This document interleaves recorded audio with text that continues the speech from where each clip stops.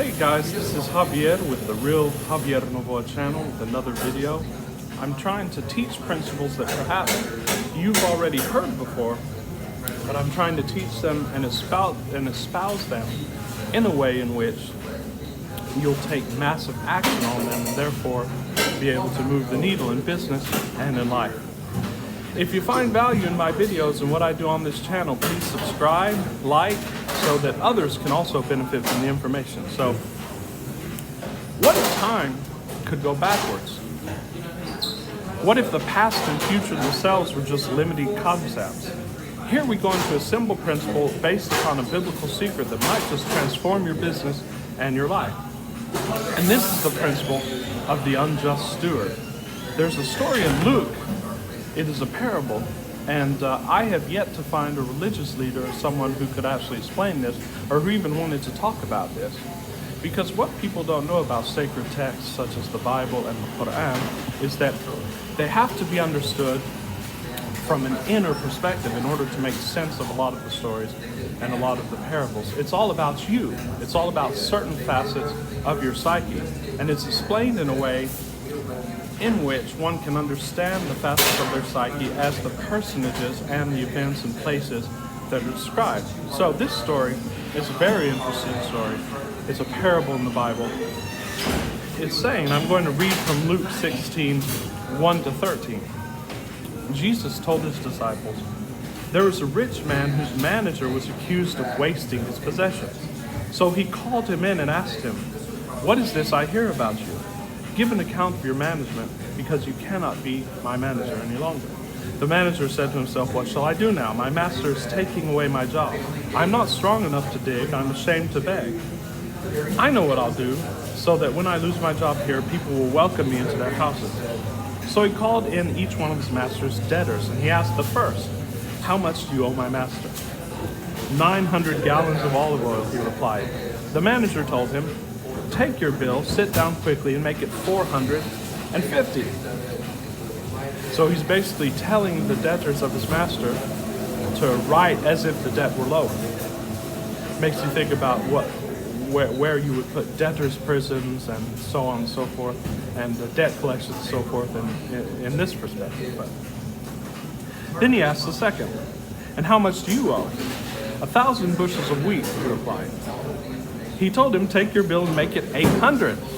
So now he's taking 200 bushels away from this.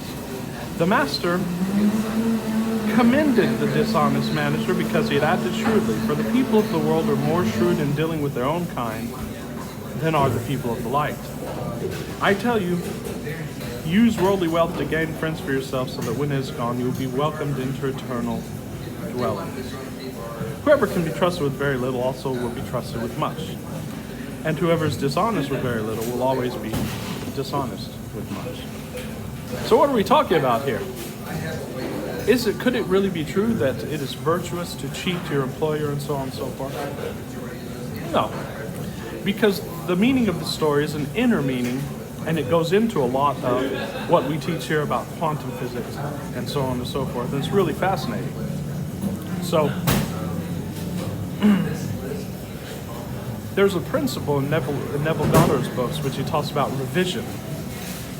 And revision is basically due to the fact that according to physics, there is no past and there is no future. Past and future exist in the same instant within consciousness, because everything is consciousness. So basically the principle of Neville Goddard is, if something happened to you in the past and you don't like the consequences of it, you can basically go back within your imagination and you can reconstruct a scene in which that event occurred in a way that you would have wanted it to occur.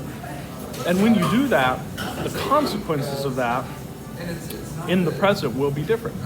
And this has been proven time and time again in my practice. I know a lot of examples from my clients. So quantum physics talks about how time is actually an illusion, because quantum physics studies the physical properties of matter at very, very small levels, at the subatomic level. And then we can go into quantum entanglement theory, which demonstrates that everything is connected. All matter is made up of atoms, which are made up of subatomic particles like nuclei and electrons. And soon it will also be proven that the nuclei and electrons are also reducible to smaller and smaller particles until we get to nothingness. And this is indeed the very basis of the whole cosmos, is nothingness, which is consciousness. And that is what science is very quickly coming to prove. When two particles become entangled, what is done to one happens to the other. So they've done experiments, for example, where they've taken, I believe, cells from the same heart, and they would put one in America and one in, say, Australia. And these would begin to beat in rhythm, in the same rhythms, both in America and Australia. The distance did not matter, because according to quantum entanglement, whatever particles are entangled, that they will act the same when acted upon by the same stimuli. In the same way, they'll act the same. Distance and time doesn't matter. So, of course, as we said, no particles even exist. There's only consciousness which exists. And we can use this. As John Wheeler, the great physicist, said, there's no out there, out there. Time is only relevant in the context of space. We can go into this in a philosophical, or from a philosophical standpoint, where time is only relevant in the context of space. But when there's only one material upon which we're operating consciousness, there can be no space, and therefore there can be no time. That's why everything that you conceive in the imagination and in consciousness is immediate, because where there is no space, there is no time. Everything presents to consciousness in an instant. Since everything is going on within consciousness, what is changed in consciousness is changed on the screen of reality, because the screen of reality is simply a projection of consciousness, as the Kybalion states, as above, so below. And the above actually means within, as within, so without. Now there was another very fascinating experiment by an Israeli doctor, I believe his name is Leibovich, and I want to go ahead and actually read some of the results of this experiment. It basically talked about that in July 2000, Israeli doctor Leonard Leibovich did an experiment with prayer, whereby basically the Cliff Notes version is he prayed.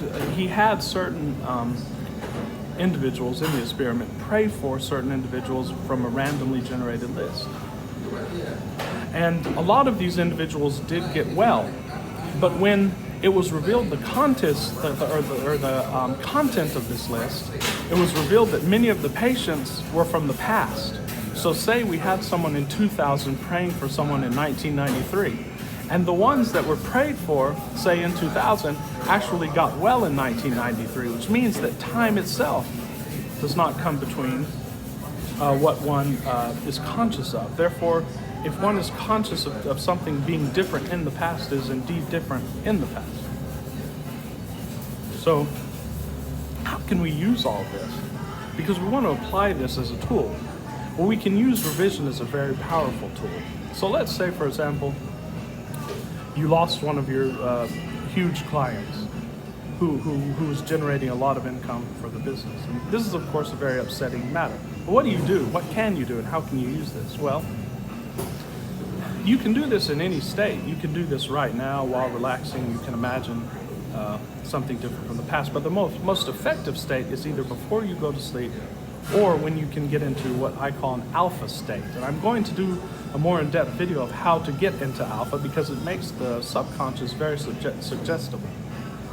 But basically, there are many ways of getting into it. So what you can do is you can take a few deep breaths.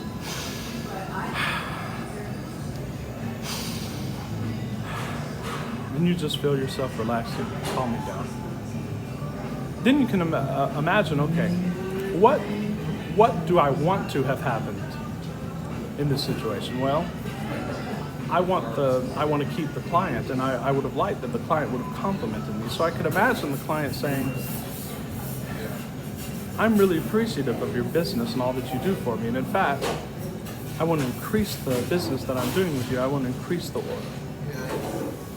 Now you can imagine a scene, or you can hear his voice telling you this.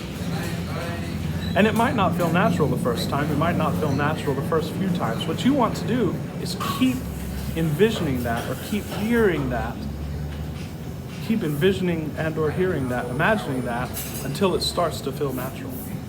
And once it starts to feel natural, once you truly feel that this has indeed occurred, you have changed the past. And the results will be different. They have to, according to physics, according to philosophical law, they have to be different. And so this is a very potent tool. So whenever a showstopper happens, whenever a perceived failure occurs, you can always revert back to this revision. And as Neville Goddard said, some of our greatest fruits are according to revision. So thanks for watching. If this material is of value to you, please subscribe and like. This is Javier Novoa, and we'll see you very soon.